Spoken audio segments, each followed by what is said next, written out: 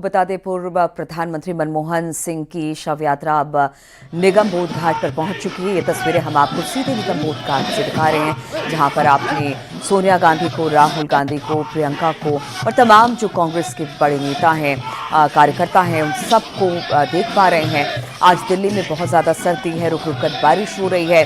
9:30 बजे के आसपास कांग्रेस कार्यालय से पूर्व प्रधानमंत्री मनमोहन सिंह की शव यात्रा शुरू हुई थी, जो अब निगम बोध घाट पर पहुंच गई है। आज पूरे राजकीय सम्मान के साथ पूर्व प्रधानमंत्री मनमोहन सिंह का अंतिम संस्कार निगम बोध घाट पर किया जाएगा। बताया ऐसा भी जा रहा है कि शायद यहां पर राष्ट्रपति, उपराष्ट्रपति, प्रधानमंत्री सभी लोग पहुंचने वाले हैं। और उससे पहले की तस्वीरें हम आपको दिखा रहे हैं किस तरह से सुरक्षा व्यवस्था, क्योंकि यहाँ पर हाई प्रोफाइल और वीवीआईपीज जो लोग हैं उनका यहाँ पर आना रहेगा, इसलिए सुरक्षा के भी पुख्ता इंतजाम किए हैं। मनमोहन सिंह की शव यात्रा कांग्रेस मुख्यालय में रखी गई थी शव, और वहां पर अंतिम दर्शन के बाद शव यात्रा कांग्रेस मुख्यालय से ही निकाली गई और उसके बाद तमाम रास्तों से गुजरते हुए निगम बोध घाट इस वक्त पूर्व प्रधानमंत्री मनमोहन सिंह के शव को पहुंचाया गया है, लाया गया है, जहां पर पूरे राजकीय सम्मान के साथ उनका अंतिम संस्कार किया जाएगा। तमाम बड़े लोग हैं यहाँ पर, सुरक्षा व्यवस्था भी चाक चौबंद की गई है।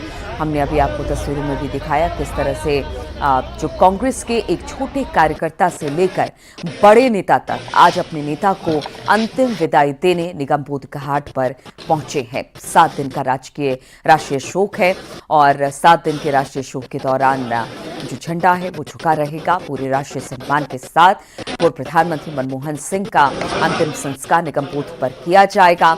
10 साल इस देश के प्रधानमंत्री रहे, वित्त मंत्री रहे, योजना आयोग के अध्यक्ष रहे और तमाम बड़े बड़े ओहदों पर वो आसीन रहे। इसके अलावा जाने माने अर्थशास्त्री भी मनमोहन सिंह थे। उनके कामों को, उनके व्यक्तित्व को आज याद करने का दिन है। अपने नेता को अंतिम विदाई देने के लिए आज तमाम, सिर्फ कांग्रेस की बात नहीं की जाए, जो मनमोहन सिंह को जानते थे, जो उनके साथ जुड़ते थे, जो उनके आइडियोलॉजी के साथ जुड़े थे, वो सब यहाँ पर पहुंचे हैं उन्हें अंतिम विदाई देने के लिए।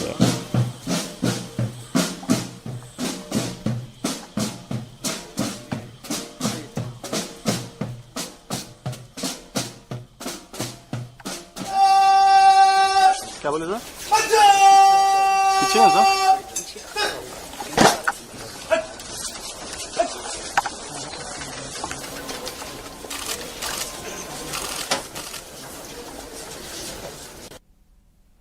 तो गार्ड ऑफ ऑनर दिया जा रहा है। पूरे राजकीय सम्मान के साथ पूर्व प्रधानमंत्री का अंतिम संस्कार यहां पर किया जाएगा। निगम बोध घाट की तस्वीरें हम आपको दिखा रहे हैं, जहां पर सुरक्षा व्यवस्था भी चाक चौबंद है। सब चाहते हैं कि एक बार उनके अंतिम दर्शन हो जाए। हालांकि अंतिम दर्शनों के लिए कांग्रेस मुख्यालय में उनके शव को कुछ देर के लिए रखा गया था। 9:30 बजे वहां से उनकी शव यात्रा निकाली गई और अब ये निगम बोध घाट पर पहुंच चुकी है। हम आपको बता दें कि जितने नेता हैं, आज कहा जा रहा है कि शायद यहाँ पर पहुंचे, जिसमें राष्ट्रपति, उपराष्ट्रपति और प्रधानमंत्री भी शामिल होने बताए जा रहे हैं। बढ़ते अगली खबर की ओर बात करते हैं प्रतापगढ़ की, जहां पर तेज रफ्तार कार बिजली के पोल से टकरा गई। हादसे में कार सवार एक शख्स की मौत हो गई, जबकि 3 लोग इसमें घायल हुए। टक्कर के बाद कार में आग लग गई, कार जलकर पूरी तरह से खाक हो गई। हादसा देर रात देलहुपुर थाना क्षेत्र के रंगोली गांव के पास का है।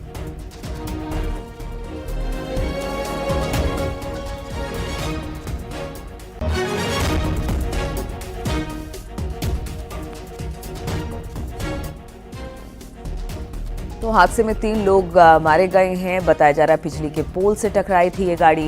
हादसे में 3 लोग गंभीर रूप से घायल हुए हैं।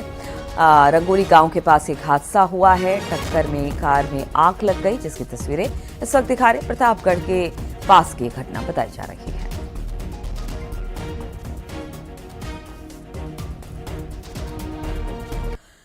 और दिल्ली एनसीआर के आसपास के इलाकों में मौसम का मिजाज बदल गया है। अमरोहा में भी बूंदाबांदी की वजह से तापमान में गिरावट दर्ज की गई है।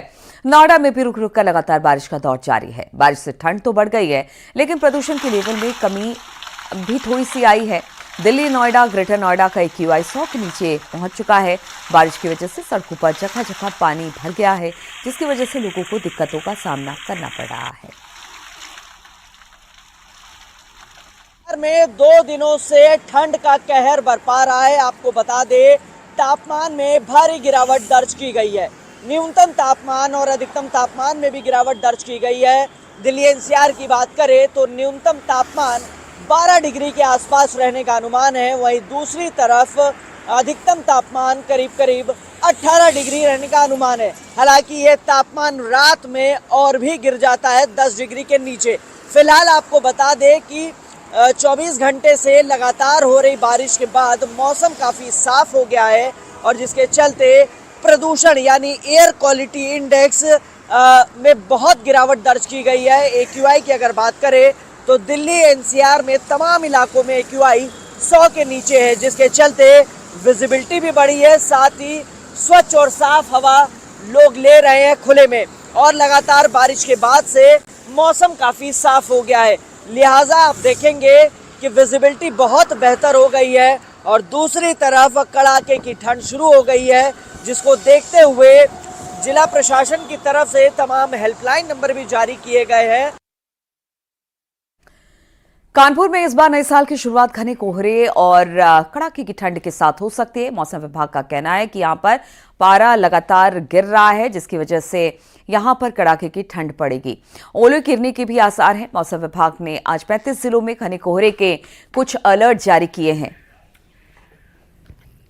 को लेकर, जहां एक और होटल, रेस्टोरेंट, ढाबा, मॉल में नए साल को लेकर तैयारियां चल रही हैं, तो वहीं मौसम विभाग की यदि माने तो नए साल की शुरुआत ठंड, कोहरे, गलन से होगी। तो ऐसे में वो लोग जो नए साल का स्वागत हाथ फैलाकर करने के लिए अतोत्साहित हैं, उन्हें एहतियात बरतने की आवश्यकता है, क्योंकि ये ठंड, गलन पर साफ तौर पर डॉक्टर्स का भी कहना है कि ये बुजुर्गों के लिए और बच्चों के लिए हानिकारक हो। कहीं ऐसा ना हो कि न्यू ईयर मनाने के चलते आप पहुंच जाएं अस्पताल, इसलिए एहतियात बरतना आवश्यक है। विजिलेंस आशीष पांडे के साथ अमित गंजू, न्यूज़ 18 कानपुर। और अब आपको दिखाते हैं बर्फबारी से पहाड़ों का हाल। जम्मू कश्मीर हो या फिर उत्तराखंड या फिर हिमाचल प्रदेश, हर तरफ बर्फबारी दिखाई दे रही है। वहीं मैदानों का भी लगातार यहां पर मौसम बदल गया है।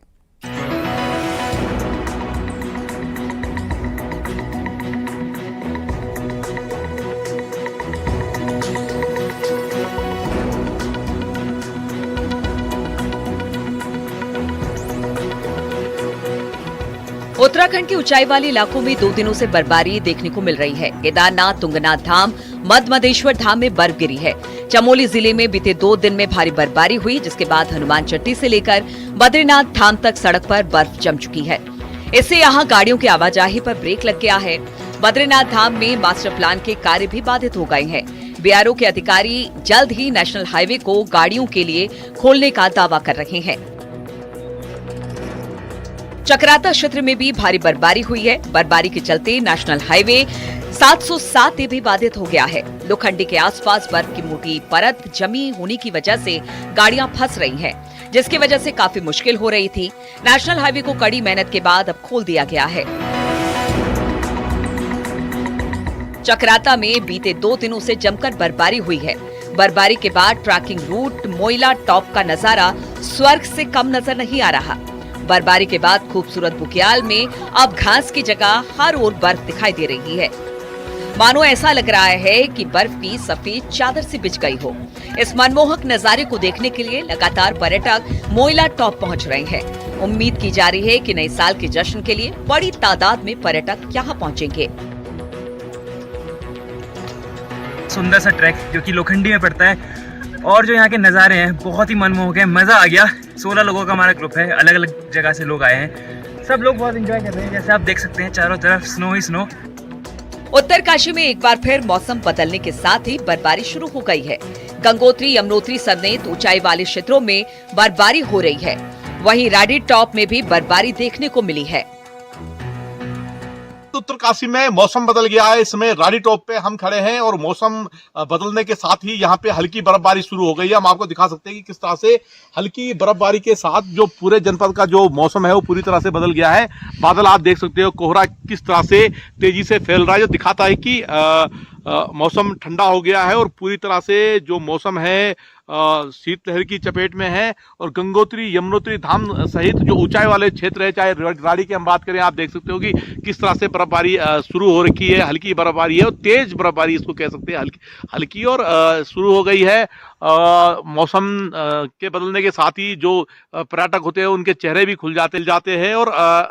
और नया साल भी आने वाला है, उससे पहले जिस तरह से मौसम बदला है तो ऊंचाई वाले क्षेत्र में बर्फबारी देखने को मिल रही है। आप देख सकते हो राड़ी टॉप में किस तरह से तेज हल्की बर्फबारी हो रही है। मौसम की एक्सक्लूसिव तस्वीरें आप देख सकते हो। मौसम बदलने के साथ ही जो ऊंचाई वाले क्षेत्र है वहां बर्फबारी शुरू हो गई है। और कह सकते हैं कि जिस तरह से मौसम विभाग का कहना है कि 1 से 2 दिन में बर्फबारी ऊंचाई वाले क्षेत्रों में देखी जा सकती है, तो आप देख सकते हैं कि बर्फबारी शुरू हो गई है। जम्मू कश्मीर में भी ऊंचाई वाले इलाकों में भारी बर्फबारी देखने को मिली। पहाड़ों में लगातार जारी बर्फबारी से तापमान में भारी गिरावट दर्ज की जा रही है। गांदरबल की ये मनमोहक तस्वीरें सामने आई है, जहां वादियां बर्फ से ढकी हुई है। मौसम बदलने से सैलानी भी काफी खुश है। डोडा में लगातार बर्फबारी हो रही है। वादियों में घूमने गए सैलानियों के लिए ये किसी जन्नत से कम नहीं। जहां तक नजर जाएगी वहां बर्फ के पहाड़ ढके हुए हैं। हिमपात होने से कई जगहों पर रास्ते बंद हो चुके हैं। रास्तों में बर्फ